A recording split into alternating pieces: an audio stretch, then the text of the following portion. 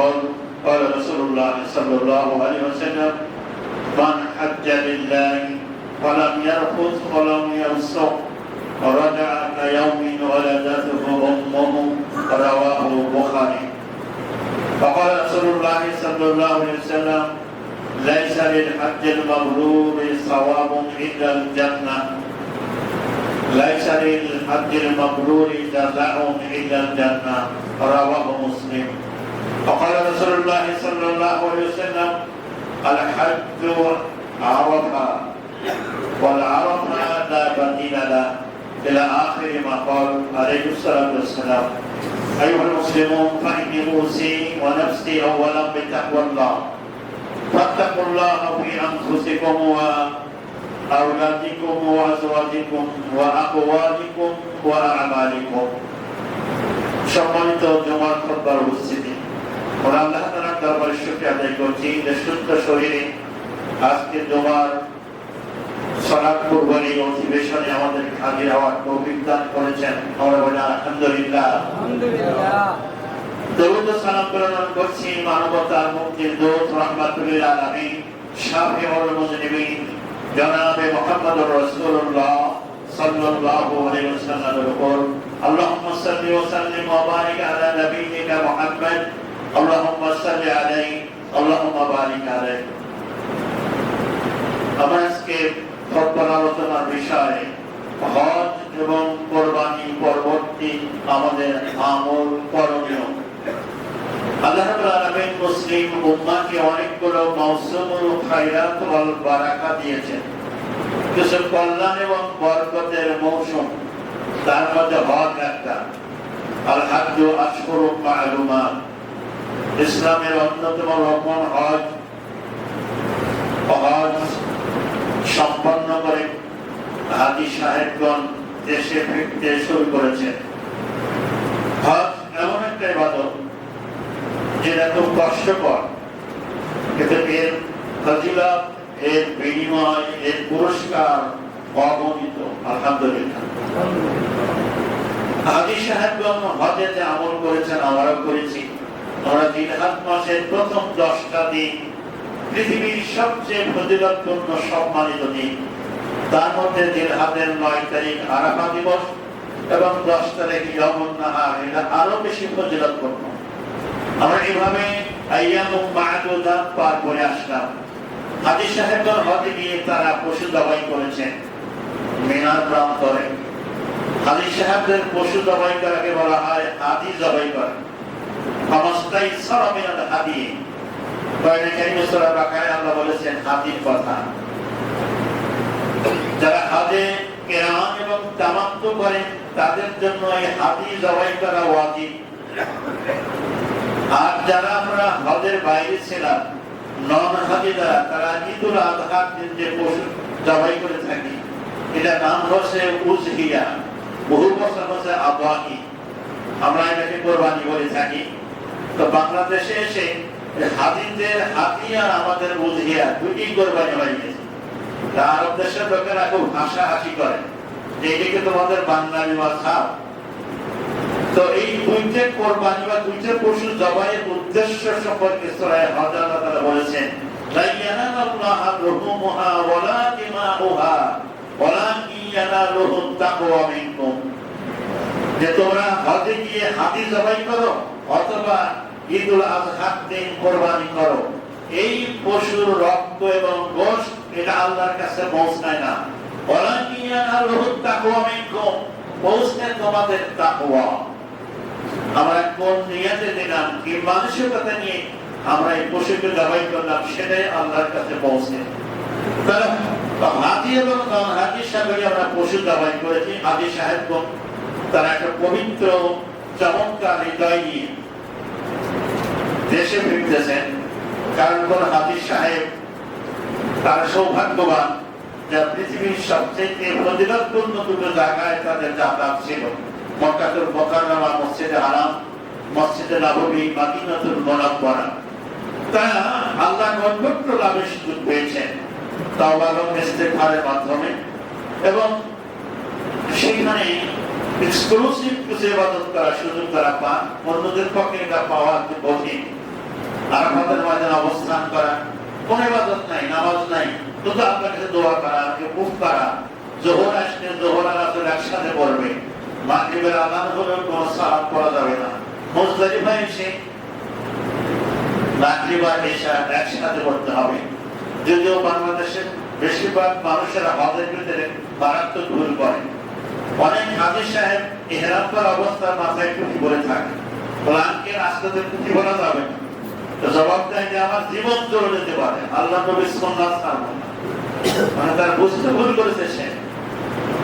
হাজী সাহেব কোন একটা ফ্রেশ মন নিয়ে দেশে আসতেছে, যদি কারো হজ্জে মাবরুর হয়, রাসূল সাল্লাল্লাহু আলাইহি ওয়াসাল্লাম সহিহ বুখারী বর্ণনায় বলছেন, মান হাজ্জা লিল্লাহ, যে হজ করলো আল্লাহকে, আল্লাহর জন্য, আল্লাহকে খুশি করার জন্য, হাজী হওয়ার জন্য না, বা পৃথিবীর অন্য কোনো কারণে নয়। মান হাজ্জা লিল্লাহ, যে আল্লাহর জন্য হজ করলো, ফালামিয়ার হুজ, হজে গিয়ে কোনো অশ্লীল কাজকর্ম করলো না, ঝগড়া বিবাদ করলো না, ওয়ালাম ইয়াফসুক, কোনো পাপাচারে লিপ্ত হলো না, এরকম পাপ মুক্ত, ঝগড়া মুক্ত, অশ্লীলতা মুক্ত কোনো হাজী সাহেব যদি হজ সম্পন্ন করে ফিরতে পারে, রাজাআ কায়াউমিন ওয়ালাদাতহু উম্মুহু, তাহলে তিনি ফিরে আসবেন সেই দিনের মতো যেদিন তার মা তাকে জন্ম দিয়েছিলেন। সুবহানাল্লাহ। শব্দ প্রসূত নবজাতক শিশুর মতো একজন হাজী নিষ্পাপ হয়ে ফিরে আসবেন তার দেশে, যদি হজ্জে মাবরুর করতে পারেন। এটা বিরাট সৌভাগ্যের ব্যাপার। আপনার বয়স 60 বছর, কিন্তু আপনি হজ করে ফিরেছেন, এখন আপনি শিশু। এই হাদিস শুনে অনেক ভাই ধনাঢ্য ব্যক্তিরা যদি বলা হয় যে হজে যাচ্ছেন না কেন, বলে তো আর একটু পরে, এখন হজ করে আসলে তো হজ ধরে রাখতে পারবো না। মানে আরো কিছুদিন শয়তানি বদমাইশি করে, আকাম কুকাম করে একবার শেষে গিয়ে হজ করে সব মাফ করে নিয়ে আসবেন। নিয়তের ভিতরেই সমস্যা। আপনি তো আরো কিছুদিন বাঁচবেন, তার কোনো গ্যারান্টি আছে? করোনা আবার আসতেছে, একটা সামান্য ভাইরাস দিয়ে আপনাকে আল্লাহ কাজ করে ফেলতে পারে। কখন কিন্তু আসবে কেউ জানে না। সুতরাং হজ ফলো ধরে দেরি করতে রাসূল নিষেধ করেছেন, তোমরা তাড়াতাড়ি হজ করো, কারণ তোমরা কেউ জানো না কখন সে অসুস্থ হয়ে পড়বে, কখন সে দরিদ্র হয়ে পড়বে। মানে অনেকেই মনে করে যেহেতু হজ করলে সব মাফ হয়ে যাবে, তাহলে আরো কিছু আকাম কুকাম করে একবারে শেষ করে হজ করে, যাতে হজ করার পরে আর কোনো পাপ করতে না হয়। একটা বিষয় মনে রাখবেন, হজ করলে সগীরা গুনাহ মাফ হবে। আপনি মানুষের হক নষ্ট করেছেন, এটা মানুষের হক আদায় না করা পর্যন্ত আল্লাহ আপনাকে মাফ করবেন। মানুষের পাওনাকে পরিশোধ করবেন, অথবা তার কাছে মাফ নেবেন, তারপরে আপনার কাছে মাফ চাইবেন।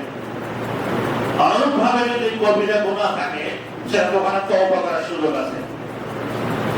আল্লাহ আমি জীবনে আর পাপ করবো না, হাতে সেটা আল্লাহ মাফ করতে পারেন। হাজী সাহেব নিষ্পাপ হয়ে দেশে ফিরে আসেন। হাজীর এই প্রোগ্রামটাকে আল্লাহ তাআলা এমনভাবে ডিজাইন করেছেন যে কোরআন এবং সুন্নাহর আলোকে একজন হজ যাত্রী, হাজী ভাই বা বোন, যদি এটাকে ফলো করেন, এটা তো একটা ট্রেনিং, একটা প্রশিক্ষণ, তাহলে তিনি পাপ মুক্ত থাকবেন এবং একজন ভালো মানুষ হতে পারবেন। কারণ একজন হাজী সাহেব তো ভালো মানুষ হবে, একজন মুসলমান সাহেবও ভালো মানুষ হতে হবে। ভালো মানুষ হওয়ার জন্য হাজী হতে হবে বিষয়টা এমন নয়। একজন হাজী সাহেবের মর্যাদা বেশি না একজন মুসলমান সাহেবের মর্যাদা বেশি। মুসলমান তিনি ইসলামের পরিপূর্ণ দাবি হয়েছে, আর হাজী সাহেব ইসলামের একটা অংশ পালন করেছেন। সুতরাং কোন মুসলিম কোন অন্যায় করতে পারেন না। সম্মানিত বাচ্চাদের মুসলমান কেন, সেজন্য হজ হচ্ছে একটা প্রশিক্ষণ, একটা ট্রেনিং প্রোগ্রাম। হজ ওখান থেকে হাজী সাহেব যখন এই প্রশিক্ষণ নিয়ে আসলেন, তিনি যদি দেশে এসে আগে নামাজ 4 ওয়াক্ত জামাতে পড়তেন, 1 ওয়াক্ত জামাতে পড়তেন না, এখন দেখা যায় 5 ওয়াক্ত একেবারে আযান ধরে মসজিদে যান। এভাবে মানুষের সাথে চমৎকার ব্যবহার করেন। তার বোঝা গেল তিনি হজ থেকে কিছু নিয়ে এসেছেন, তারা হজ কবুল হয়েছে। এখন আগেও যেমন হজ করার পরও যেমন হন, তার বিষয়টা কিন্তু সন্দেহের ব্যাপার থাকে। কারণ হজ করে আসার পরেও যদি কোন হাজি ভাই বোন আবার পাপে ফিরে যায়, তাহলে তার এই আমল করে লাভ হলো কি? আল্লাহ তাআলা সূরা নাহলের 92 নম্বর আয়াতে বলছেন, ওয়ালা তাকুনু কাল্লাতী নাকাদাত ওয়াজলাহা মিন বা'দি কুওয়াতিন আনকাসা। তোমরা ওই উম্মাতের মহিলার মতো হয়ে যেও না, ওই পাগলির মহিলার মতো হয়েও না যে সুতো দিয়ে শক্ত করে রশি পাকালো, পাকানোর পরে সেটাকে আবার ছিঁড়ে টুকরো টুকরো করে নষ্ট করে ফেললো। তাতে কেটে নষ্টই করবে, তাহলে এটা পাকাটাকে না কষ্ট করে। তার উদাহরণ দিচ্ছেন, তোমরা ওই উম্মাতের মহিলার মতো হয়েও না, তোমরা এত কষ্ট করে আমল করে আসার পরে আবার পাপে কেন ফিরে যাচ্ছ? কারণ যে শিক্ষা দিয়ে প্রশিক্ষণ তুলে নিয়ে আসলে এটা ধরে রাখতে হবে অনন্তকাল, আজীবন, যতদিন এই পৃথিবীতে বেঁচে থাকো। আল্লাহ তাআলা আমাদের সকলকে তৌফিক দান করুক, আমরা বলি আমিন। আমরা যারা হজে যাইনি, হাজী সাহেব হজের মাধ্যমে একটা পবিত্র জীবন অর্জন করেছি, আর আমরা কোরবানির মাধ্যমে একটা পবিত্র জীবন অর্জন করেছি, আলহামদুলিল্লাহ। কারণ কোরবানি হজ মূল উদ্দেশ্য আমাদের হৃদয় থেকে, মনোজাগত থেকে, মানুষের মনের ভিতরে যত ব্যাধি আছে, এটা সবচেয়ে বড় ব্যাধি। মনের ভিতরে রিয়া আছে, হিংসা আছে, বিদ্বেষ আছে, মানুষের প্রতি ঘৃণা আছে। মনোজগৎ থেকে এগুলোকে পরিচ্ছন্ন করতে হবে, মনটাকে ঠিক করতে হবে। এটাই হচ্ছে তাকওয়া। রাসূলুল্লাহ তাকওয়ার কথা বলতে গিয়ে বারবার বলছেন, আত-তাকওয়া হাহুনা, আত-তাকওয়া হাহুনা। তাকওয়া হচ্ছে এই মনের ভিতরে, অন্তরের ভিতরে মনকে আগে ঠিক করা। আমরা যে কোনো ভালো কাজ করার সময় যেন আমার উদ্দেশ্য থাকে, নিয়ত থাকে একমাত্র আল্লাহকে খুশি করার জন্য করছি। আল্লাহ রাব্বুল আলামিন আমাদের এই ইখলাসের সাথে একনিষ্ঠভাবে আল্লাহ সন্তুষ্ট অর্জনের জন্য আমল করার তৌফিক দান করুন, আমরা বলি আমিন। এবার কোরবানি সম্পর্কে একটু কথা বলতে হয়। কোরবানি যেটাকে উযহিয়া বলা হয়, আমরা ঈদুল আযহার যেটা করে থাকি। পৃথিবীতে মুসলিম উম্মাহ, আমরা যারা মুসলমান আছি, আমরা হচ্ছিলাম গ্লোবাল সভ্যতার অংশ, গ্লোবাল সংস্কৃতির অংশ। সারা পৃথিবীর প্রায় 90% মানুষ আব্রাহামিক কালচার, আব্রাহামিক সংস্কৃতি লালন করে। ইব্রাহিম আলাইহিস সালামকে ওরা আব্রাহাম বলে, ওরা ইসহাক আলাইহিস সালামকে বলে আইজাক নিউটন, আর ইসুফ আলাইহিস সালামকে ওরা বলে জোসেফ, সেন্ট জোসেফ। আমাদের ঢাকায় Saint Joseph school and college আছে। সেন্ট জোসেফ মানে হযরত ইউসুফ আলাইহিস সালাম। হযরত ইয়াকুব আলাইহিস সালামকে ওরা বলে জ্যাকব, দাউদ আলাইহিস সালামকে ওরা বলে ডেভিড। এখন অধিকাংশ ইহুদি খ্রিস্টানরা এটা জানে না যে হযরত ইব্রাহিম আলাইহিস সালাম মুসলিম উম্মার পিতা, এবং তিনি সর্বপ্রথম মক্কাতুল মুকাররমায় কাবা নির্মাণ করেছিলেন। ইহুদিরা জানে না এটা, কিন্তু ইহুদিদের ধর্মগ্রন্থে ইব্রাহিমের নাম আছে, আব্রাহাম। একমাত্র ইব্রাহিম আলাইহিস সালামকে আমাদের প্রতিবেশী দাদা বাবুরা ছাড়া সবাই সম্মান করে, ইহুদি, খ্রিস্টান, বৌদ্ধ সবাই। তারা ইব্রাহিমকে আব্রাহাম বলে। বাইবেলের ওল্ড টেস্টামেন্ট এবং নিউ টেস্টামেন্ট ইব্রাহিম আলাইহিস সালামের কোরবানির ঘটনা আছে। ওখানে শুধু আছে ইব্রাহিম আলাইহিস সালাম হযরত ইসহাক মানে আইজাককে কোরবানি করতে গিয়েছিলেন, আর কোরআনে কারীমে আল্লাহ বলেছেন না, ইব্রাহিম আলাইহিস সালাম ইসমাঈল আলাইহিস সালামকে জবাহ করতে নিয়ে গিয়েছেন। তো এই কোরবানির ঘটনা ইব্রাহিম আলাইহিস সালামের কাহিনী সেখানে আছে। মুসলমানরা প্রথম যখন বিশ্ববিদ্যালয় প্রতিষ্ঠিত করলেন, মুসলমানদের প্রতিষ্ঠিত ইউনিভার্সিটিতে ইউরোপে, আমেরিকা, ইহুদি, খ্রিস্টানদের ছেলেমেয়েরা পড়তে আসতো। সারা পৃথিবীতে জ্ঞানের আলো মুসলমানরাই এই আলোর মশাল জ্বালিয়েছিলেন। একজন ইহুদি পণ্ডিত এখান থেকে শিক্ষা অর্জন করে, খ্রিস্টান পণ্ডিত তিনি বলেছিলেন, আমার বয়স এখন 48 বছর, এতদিন পর্যন্ত আমি জানতাম যে যিশু বা ঈসা আলাইহিস সালাম ওনাকে ক্রুসিফাই করে হত্যা করা হয়েছে, কিন্তু মুসলিমদের প্রতিষ্ঠিত ইউনিভার্সিটিতে এসে আমি জানলাম যে ঈসা আলাইহিস সালাম এখনো বেঁচে আছেন এবং চতুর্থ আকাশে অবস্থান করছেন, কিয়ামতের আগে তিনি এই পৃথিবীতে আসবেন। আলহামদুলিল্লাহ। এখন যদি কোন ইহুদি বা খ্রিস্টানকে কোন মুসলমান বোঝাতে পারে যে যেই খানায় কাবা মক্কা নগরীতে অবস্থিত, পৃথিবীতে সর্বপ্রথম নির্মিত খানায় কাবা এরা প্রতিষ্ঠা করেছিলেন হযরত ইব্রাহিম আলাইহিস সালাম। এরা বোঝার পর অনেক খ্রিস্টান ইসলাম ধর্ম গ্রহণ করেছেন, আলহামদুলিল্লাহ। ওয়াইয়ান ফাউই ইব্রাহিম কওয়াইদা মিনাল বাইতি ওয়া ইসমাঈল, সূরা বাকারা আল্লাহ বলেন স্মরণ করুন সেই সময়ের কথা যখন ইব্রাহিম আলাইহিস সালাম আর তার ছেলে ইসমাঈল আলাইহিস সালাম দুজন মিলে খানায়ে কাবা দেয়াল তুলতেছিলেন। খানায়ে কাবা নির্মাণ করে তারা দোয়া করলেন, রব্বানা তাকাব্বাল মিন্না ইন্নাকা আনতাস সামিউল আলিম। হে আমাদের রব, আমাদের পক্ষ থেকে এই খেদমতটুকু কবুল করো, নিঃসন্দেহে তুমি দোয়া কবুলকারী এবং সর্বশ্রোতা সর্বদাতা। সম্মানিত মসজিদের মুসল্লিরা কেরাম, বলছেন ইব্রাহিম আলাইহিস সালাম আব্রাহামিক কালচার, আব্রাহামিক সংস্কৃতি, মুসলিমরা হচ্ছে ধারক এবং বাহক। সারা পৃথিবীর 90% মানুষ মুসলমানই করে, ইহুদিরাও করে, খ্রিস্টানরাও করে, মুসলমানরাও করে, বৌদ্ধরাও করে, একমাত্র আমাদের প্রতিবেশী দাদা বাবুরা ছাড়া। সেজন্য কলকাতার কোন সংস্কৃতি গ্লোবাল সংস্কৃতি নয়, দিল্লির কোন সংস্কৃতি না গ্লোবাল সংস্কৃতি নয়।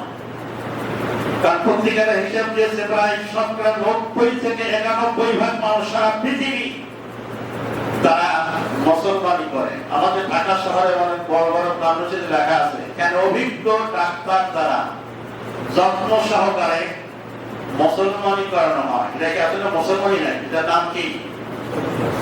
খাতনা। খাতনাকে নাম দিয়েছে মুসলমান। আমার সাথে এক ভদ্রলোক চাকরি করতো, হিন্দু ভদ্রলোক, ইংরেজির প্রফেসর ছিল।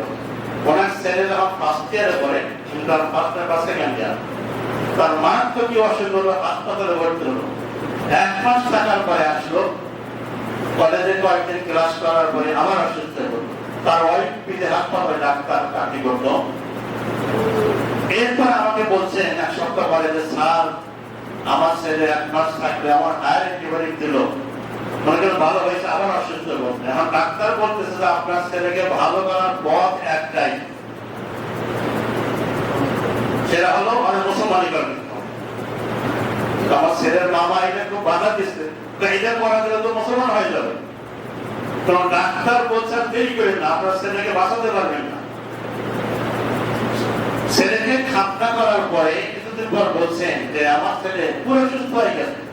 তাহলে যে ইসলাম ধর্মে এত চমৎকার একটা ব্যবস্থা রেখেছেন, এটা ফরজ না সুন্নাত, অব্লিগেটরি না অপশনাল, এটা সুন্নাত না করে কোনো গুনাহ হয় না। বলে একটা সুন্নাতের ভিতরে এত সায়েন্টিফিক, এত শাস্ত্রসম্মত, যেটা আমাদের ধর্মে এটা নিষেধ করা হয়নি। সে বলছে আমি আমার ধর্মের পুরোহিতকে জিজ্ঞেস করলে সে বলছে যে এটা করলে তো সে মুসলমান হয়ে যাবে। আসলে মুসলমান হয় নাই, খাতনা করে আকান্ত কম করবেন, আপনি মুসলমানের কাছে নাম লিখবেন। পৃথিবীর 90% মানুষ খাতনা করে, বলেন আলহামদুলিল্লাহ। পৃথিবীর 90 থেকে 92% মানুষ গরুর গোশত খায়, আলহামদুলিল্লাহ, শুধু আমাদের প্রতিবেশীরা ছাড়া। এবং বর্তমান বিজ্ঞান প্রমাণ করেছে গরুর গোশতের ভিতরে এমন কিছু উপকার আছে যেটা অন্য কোন প্রাণীর গোশতে নাই, আলহামদুলিল্লাহ। তাহলে খেতে হবে কি? কত পরিমাণ খেতে হবে? একটু কম খেতে হবে। শুধু গরুর গোশত কেন, নবী মুহাম্মদ রাসূলুল্লাহ সাল্লাল্লাহু আলাইহি ওয়াসাল্লাম বলেছেন, যে কোনো খাবার যখন খেতে বসবে, যতই তোমার মুখে টেস্ট করুন, সুস্বাদু লাগুক, পেট ভরে একবারে গলা পর্যন্ত, নাক পর্যন্ত খাবে, কম খাবে।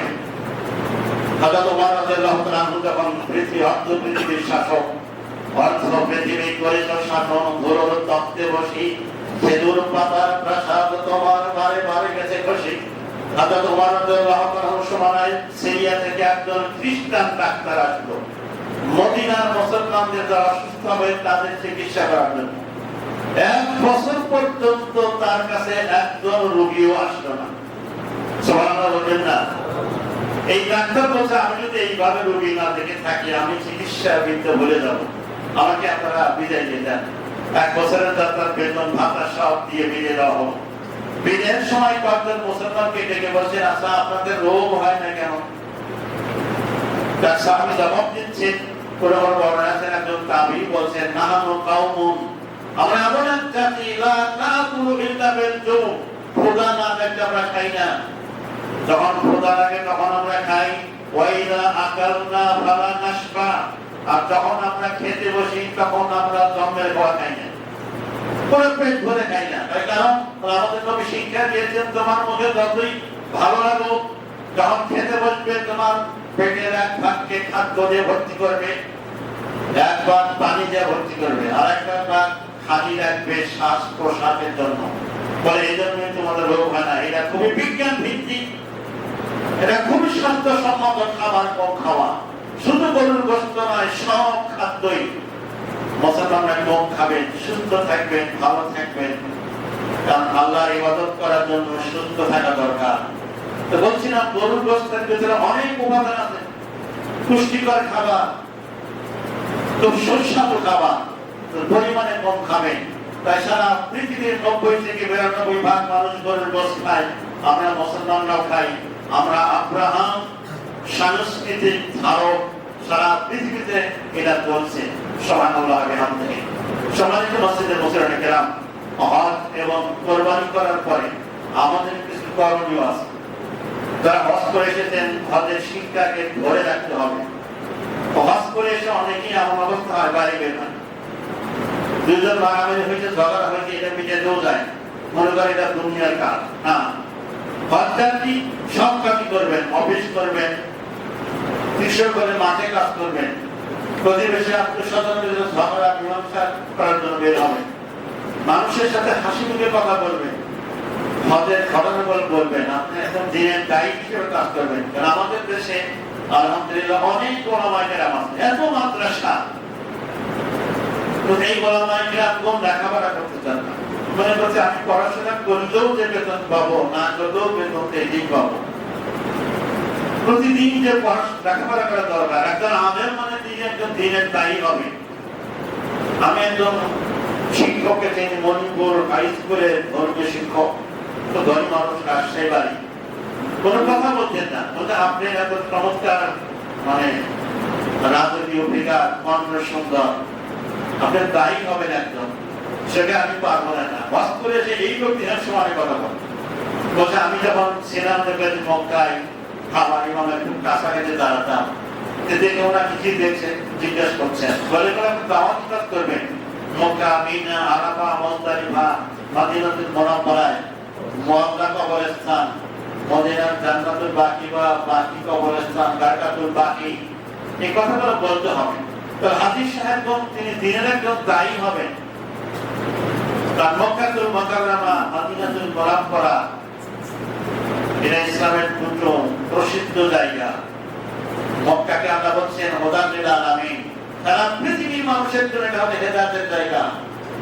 সৌদি আরবে কখনো রাজতন্ত্র থাকবে, কখনো শৈলতন্ত্র থাকবে, কখনো জুলুমতন্ত্র থাকবে, কিন্তু খানায় কাবা আর মদিনার মসজিদের নামাজের নিয়মে রাসূল সাল্লাল্লাহু আলাইহি ওয়াসাল্লামের সুন্নাতের বাইরে বেদাতি পন্থায় কখনো নামাজ বা ইবাদত হবে না।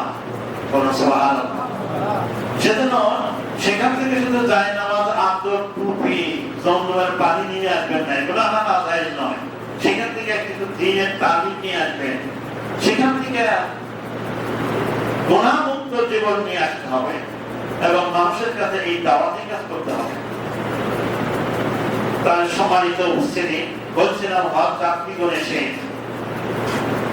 তিনি মানুষের সাথে মিশবেন, হাসি মুখে মিশবেন, কথা বলবেন। আমাদের এই শেয়ারে ইসলাম, মক্কা মদিনার কথাগুলো মানুষকে জানাতে হবে। তাহলে যারা সামর্থ্যবান, তারা হজে যাওয়ার জন্য সিদ্ধান্ত গ্রহণ করবে যে কাবার থেকে মুখ করে সারা জীবন সালাত আদায় করে নামাজ পড়লাম, ওই খানায় কাবাকে দেখতে কার না মনে চায়।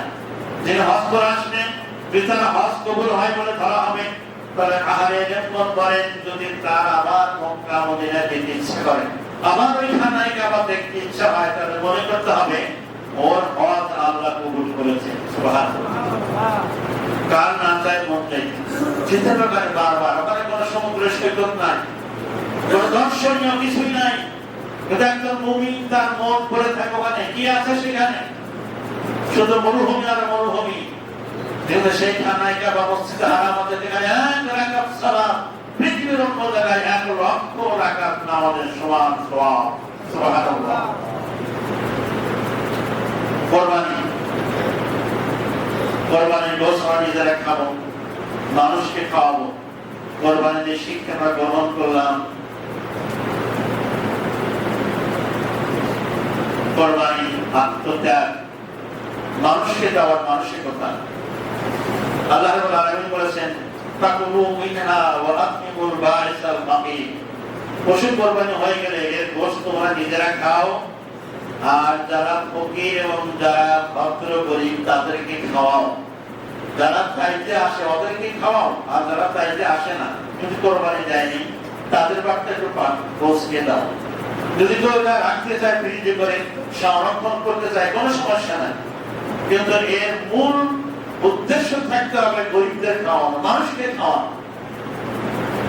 আল্লাহর নামে আমরা পশুকে কোরবানি করেছি, পশুর উপরে আল্লাহর নাম নিয়েছি, কারণ পশুকে আল্লাহ তাআলা আমাদের রিজিক হিসেবে দিয়েছেন। আল্লাহ রাযাকাহুম মিন বাহিমাতিল আনআম, সূরা আল-বাকারা বলছেন এই চতুষ্পদ জন্তুকে আমরা তোমাদেরকে রিজিক হিসেবে দিয়েছি। এই চতুষ্পদ জন্তু আমাদের কত কাজ করে। একসময় গ্রাম বাংলায় হাল চাষ করতো, গরুর গাড়ি টানতো, গরুর মহিষের গাড়ি চালানো হতো, বাহন হিসেবে কাজ করতো। এগুলো এখন বিলুপ্ত প্রায়। এগুলোর বাইরেও যুগের যতই পরিবর্তন হোক, এই চতুষ্পদ জন্তুগুলো থেকে মানুষের নিজেকে ব্যবস্থা হয়েছে। এখানে ডেইরি খামার থেকে শুরু করে যত গরু মহিষ এবং ছাগলের খামার বাংলাদেশে গড়ে উঠেছে। এখানে হাজার হাজার মানুষের কর্মসংস্থানের ব্যবস্থা হয়েছে। গরু এবং মহিষের দুধ এবং এগুলোর গোশত সবকিছু মানুষের কাজে আছে। বলুন আলহামদুলিল্লাহ। সকালে তো মসজিদের মুসল্লিরা, তাই ভারতের একজন হিন্দু পণ্ডিত বলেছিলেন আমরা লক্ষ লক্ষ রুপি খরচ করে যখন একটা মূর্তি বানাই, মূর্তিকে যখন পানিতে ভাসিয়ে দিই, মানুষের কোন উপকার আসে না। কোন উপকার আসে নাকি? মুসলমানরা অনেক টাকা দিয়ে গরু কেনে, সারা পৃথিবীতে লক্ষ লক্ষ পশু জবাই হয়। মুসলিমগণ এই পশুর গোশত খায়, তার নারী ভুড়ি খায়, তার মগজ খায়, তার হাড্ডি কাজে লাগে, তার চামড়া কাজে লাগে, একটা জিনিসও বিফলে যায় না। সুবহানাল্লাহ। এটা হলো ইসলামের সৌন্দর্য।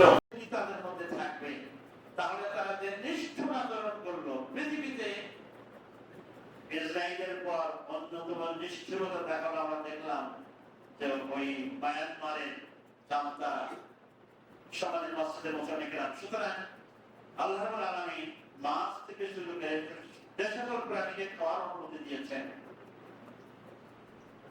একজন খ্রিস্টান চিকিৎসা বিজ্ঞানী ইসলাম গ্রহণ করার পরে তিনি গবেষণা করে বলছেন যে আমি যখন দেখলাম ইসলাম গরু, ছাগল, মহিষ, উটের গোশত খাওয়ার অনুমতি দিয়েছে, জবাই করে খেতে বলেছে, কিন্তু শুকরের গোশত খেতে কেন নিষেধ করেছে?